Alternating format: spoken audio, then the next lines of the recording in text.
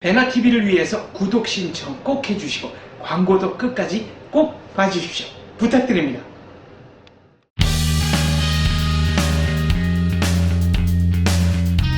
인터뷰 텔라, 오늘은 제가 좋아하고 또 우리가 좋아하는 조동근 교수님 모셨습니다. 교수님 오늘 너무 감사해요. 전태일의 성역을 깨주셨습니다. 성역을 깼다기보다도 네. 성역이 사실은 철옹성되면 안 되는데 요새 네. 철옹성이 된 것 같아갖고 좀 직관적으로, 좀 객관적으로 좀 봐야 되겠다. 너무 이렇게 좀 전달되는 걸 그대로 믿어서는 안 된다. 이제 그런 거죠. 네, 그렇습니다. 네. 저는 사실 전태일 평전을 읽은 세대는 아니에요. 네. 그런데 전태일 평전이 초등학생, 중학생들에게 가장 많이 읽히고 있다고 해요. 네, 네. 근데 저는 이게 이 전태일의 위대한 업적을 이용하려는 세력들이 만들어낸 산물이라고 생각하거든요. 저도 좀 전에 들었는데 좀 네. 충격인데 네. 사실은 이게 이제 기성학자들이 네. 이걸 연구하고 하는 건 몰라도 네. 이 자체가 좀 잘하는 학생들한테 이렇게 많이 읽힌다. 그런데 이제 네. 이 잘하는 학생들은 사실은 비판 없이 받아들이는 거거든요. 우리가 좀 크리틱하게 보는데 그래서 이게 완전히 우리가 다 동감을 해서 이건 맞다라고 교과서에 실릴 정도의 그런 컨텍스트가 아니라면은 네. 이렇게 좀 청소년들한테 읽히는 것이 약간의 좀 위험하다 그런 생각은 지울 수가 없어요.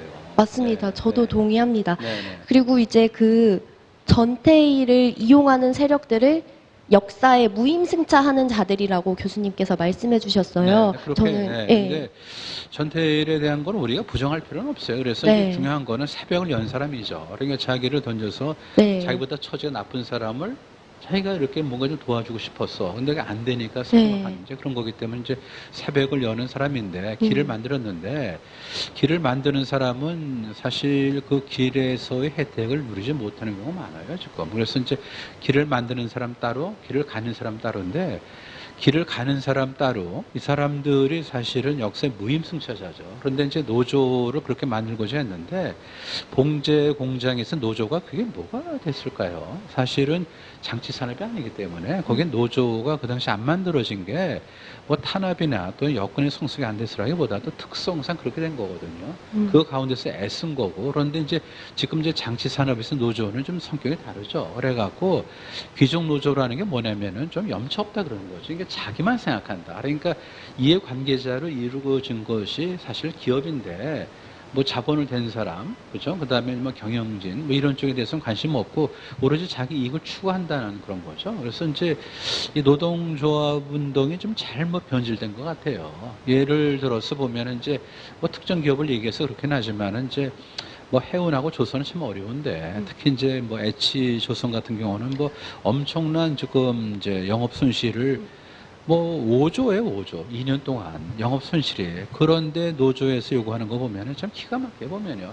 그렇다 그것이 되는 것도 아닌데. 그러면은 그 타성조를 이렇게 해왔으니까 요구하는 게 아닌가. 그 안에 심지어 보면은 뭐 연 100명씩 뭐 해외 연수를 시켜달라. 뭐 이런 얘기가 있는데 보면은 이거는 아닌 것 같아요. 그래서 원래는 이제 그 노동자 한 사람 한 사람 힘이 없기 때문에 모여서 어떤 의미에서 이제 독점의 창구를 만들어준 겁니다, 지금.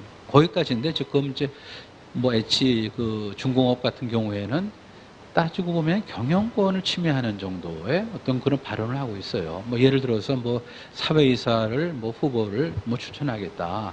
그다음 노사 동수의 어떤 위원회를 만들어서 거기서 뭐 작업 배치할 때 그걸 심의를 하겠다. 뭐 이런 정도까지 얘기하는 거거든요.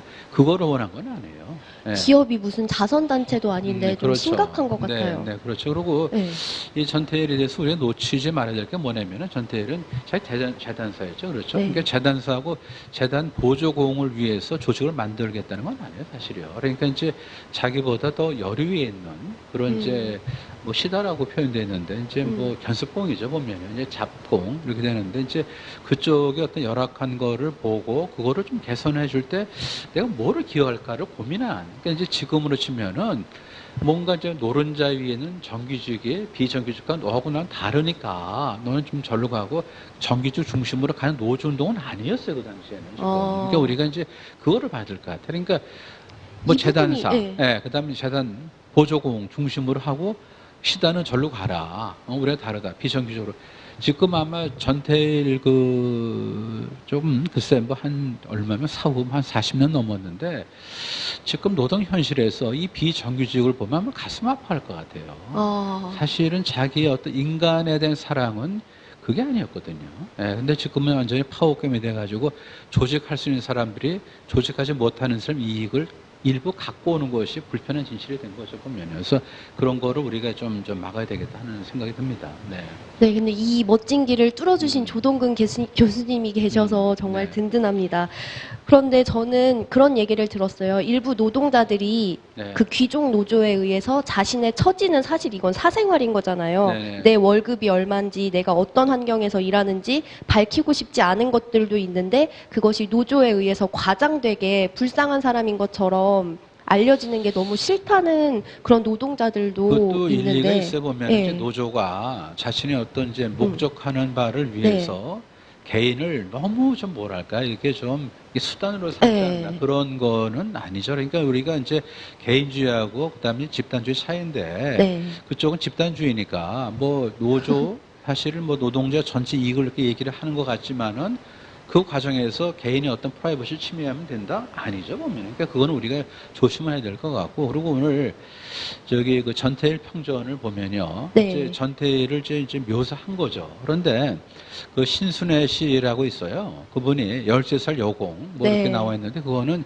자기 역사서예요. 그러니까 이제 남들에 의해서 기록된 것이 아니고 자기 역사를 자기 쓰겠다는 거죠. 이것도 상당히 대비가 되는 것 같아요. 그러니까 왜 남들에 의해서 씌워져야 됩니까? 예를 들어서 뭐 불쌍하고 그다음에 착취 대상이고 그렇게 인식이 고착화되는 걸 원한 건 아닌 것 같아. 이 신순애 씨도 그래서 주체적인 어떤 인간으로서 그려지기를 바라는데 그게 안 되니까 내가 쓰겠다 하는 게 된 거죠. 그래서 다시 돌아가면은 뭐 그 노조가 어떤 힘을 규합하는 과정에서 뭐 어떤 객관화되는 어떤 팩트를 이용하는 건 좋지만은 혹시 그런 어떤 과정에서 개인의 프라이버시에 침해되는 거는 그거는 아닌 거죠. 그리고 네. 노동자는 뭐 불쌍하다? 그럼 불쌍하지 않은 사람 어디 있어요? 사실은 인간미가 다 있는 사람들은 다 불쌍한 사람들이에요. 그것이 뭐 아무리 돈이 많고 적고 하더라도 인간은 뭐 외롭게 태어났다고요. 그래 보면은 다 기대는 게 인간인데 그걸 갖다가 여기는 뭐 비참하다, 여기는 무슨 뭐 굉장히 좀 그야말로 성체를 이루고 지배 계급이다 이렇게 이분법으로 가면 안 되는 거죠. 맞아. 그렇게 따지면 교수님도 네. 이 혼탁한 세상 속에서 네, 올바른 신념을 전파하기 위해 고군분투하느라 얼마나 외로우세요. 그렇죠. 근데 뭐 외로우면서 또 네. 사실은 또 자기를 성찰할 수 있고 네. 또 외로운데 친구가 또 그리워지고 그러는 거죠. 네. 그래서 저희가 사실 이 전태일에 대해서 전태일의 네, 업적이 숭고하다는 걸 인정하고 또 그것을 이용하는 사람들을 비판하려는 게 사실 굉장히 네, 부담스러운 네. 일이잖아요. 그런데 네, 네. 그 시작을 저희가 네, 네. 했습니다. 드디어. 그건 참 네. 잘하신 것 같아요. 우리가 뭐냐면은 이제 네. 그 사실은 이게 고착화된 걸 네. 수 있거든요. 그러니까 네. 이 이외에 다른 건 틀렸다. 이것만 봐라. 이게 한 건 뭐냐면 이미 강요거든요. 이게 성역시했다는 건데 고착화됐다는데 그게 아니고 이 평전은 뭐냐면 타자에 의해서 해석된 그 사람의 일대기예요. 그럼 타자는 반드시 조영래일 필요만은 없잖아요. 근데 조동근이 시각에서 본 그 당시 청계 시장이 뭐였을까? 그 당시에 뭐 사실은 좀 어려운 처지에서 노동자로 일했던 전태일의 삶은 뭐였을까도 제가 얘기할 수 있는 거거든요. 그러니까 이제 다양한 시각에서 그 당시를 우리가 조망하는 것이 그게 좋습니다. 그렇지 않으면 이게 도구마에 빠지는 거죠. 굉장히 위험합니다. 그 다음에 하나 좀 더 하고 싶은 건 뭐냐면은 네. 뭐 잘은 몰라도 그 당시에 뭐 노동 조건이 열악한 건 사실이에요. 근데 그건 누가 착취해서가 아니고요. 경제 여건 자체 그랬어요, 보면요. 그때 다 어려웠죠. 네, 다 어려워. 그 다음에 또 하나 이제 우리가 굉장히 높이 사야 될 게 뭐냐면은 지금으로 치면은 이제 그 당시에는 노동 시장이 거의 완전 경쟁적인 그런 시장에 가까웠어요. 그러니까 노조가 일단 없었고, 그 다음에 정부가 개입한 것도 아니고, 뭐 근로감독관도 좀 뭐 손을 놓고 있어. 그러니까 그야말로 원형질로서의 완전 경쟁 시장이거든요. 그러다 보니까 빨리 클 수 있는 것 같아요. 그러니까 이제 쉽게 말하면은 이제 뭐 악덕으로 생각할지 모르지만은 기업주가 리스크를 최소화하고 말이죠. 생산을 유연하게 하면서 필요에 따라서 사람을 쓰고 그다음에 또 뭐 작업 배치도 하고 그러다 보니까 아주 짧은 시간에 청계 시장이 컸어요. 근데 우리가 뭘 놓지 말아야 되냐면은 71년도를 기준으로 한 28,000 최고로 올라갔을 때 그러면은 그 당시에 28,000을 이제 의제를 해서 한 기업으로 본다면 큰 대기업으로 그렇게 고용을 할 수 있는 데는 없어요. 아, 그 당시에 뭐가 있었어요? 그러니까 현대차가 67년도에 만들어졌는데 67년도 기억에 몇 명이 있겠어요. 그러니까 그만큼 시장이 커졌다. 그건 뭐죠? 봉제 산업을 통해서 우리가 조금 중앙으로 갈 수 있는 어떤 그런 이제 디딤돌이 되거나 또는 이륙할 때 속도를 내는 그런 이제 시기가 바로 이제 그 당시였다. 그래서 좀 긍정적으로 보는 눈도 필요해요. 그러니까 우리가 긍정이라는 게 그냥 미화한다는 건 아니에요. 그러니까 긍정에 사실 우리가 왜 잘 살았죠? 뭔가 뿌리를 우리가 찾으면은 누군가 우리한테 도움을 준 그 누군가 있어요. 그런데 그 사람들이 희생자는 아닙니다. 그 사람들도 뭐죠? 자기 삶의 터전에서 자기 처지를 개선시켰어요. 그러면서 남을 위해서 어떤 터전이 된 거거든요. 그렇다면 우리가 누가 루저냐 그런 얘기죠. 그래서 우리가 잠깐만 청계 여공은 뭐 루저고 악덕업주가 무슨 뭐 게이너다 생각한다. 그거는 아니죠. 그러니까 악덕업주도 그 당시에 뭐죠? 70년 그 초에 늘 제가 하는 얘기지만은 뭐 그 물결과 파도는 유능한 항해사 편이라고 했는데 그 당시에 여공도 유능한 항해사였고 그 당시에 사실 악덕업주로 이렇게 매도된 그 사람들도 보면은 유능한 항해사였죠. 그래서 그 사람들이 뭔가 자본을 축적을 해서 그것이 뭔가 우리가 좀 더 좀 노동해서 자본 집약적으로 갈 수 있는 터전이 된 거죠, 보면요. 그렇다면은 역사를 좀 이렇게 동영상으로 보고 그리고 좀 시계를 본다면은 네. 누가 뭐 그 당시에 손해다 그건 아닌 것 같아요. 아, 단지 뭐냐면 그 당시에 보면은 좀 어려웠지만은 그거를 일반화시켜서 뭐 다 어려웠는데 거기만 어려웠나? 그거 보면 괜찮은데 혹시 이거를 잘 확신도 없으면서 누구 때문에 착취당해서 어려웠다 하면은 우리 어떤 산업화 어떤 추진 그 자체를 부정하는 게 된단 말이에요. 그러니까 그거는 굉장히 위험한 발상이죠. 그렇게는 좀 하지 말아야 될 것 같아요. 저는 이 전태일을 성역화하는 사람들이 산업화를 부정하려고 그렇죠. 자꾸 전태일을 성역화시키는 것 같아요. 뭐 글쎄 그런 의도가 있는지 모르지만 그렇게 연결이 될 그렇게 연결이 될 수밖에 없는 게 사실은 이게 산업화가 그 뭐 무슨 누구의 희생과 뭐 착취의 결과였다 이렇게 보면은 뭐 정치적으로 없죠. 뭐 민주화가 필요하다 이렇게 되는데 네. 그 당시에 사실 루저는 없었어요 보면요. 예. 그러니까 청계에서 어떻게 보면은 다 삶의 터전을 읽은 사람들인데 그렇죠. 그런 사람들한테 루저라고 볼 수도 없는 거고 그러고 물론 이제 그 당시에 노동이 흔하다 보니까 노동의 어떤 값으로서 노임이 싼 게 하나의 현상으로서 경제 원리의 결과지 착취의 결과로 이렇게 될 수밖에 없었던 건 아니다 그런 얘기죠. 예. 그래서 이 산업화의 과정에서 누군가 고생한 거 그거를 우리가 잘못 해석하면은 착취의 어떤 피해자를 보는데 그건 아니고 그러면 산업화 자체가 부정되는 거죠. 산업화 됐기 때문에 민주화든 그 다음에 뭐죠? 그걸 토대로 해서 우리가 더 올라갈 수 있었는데 네.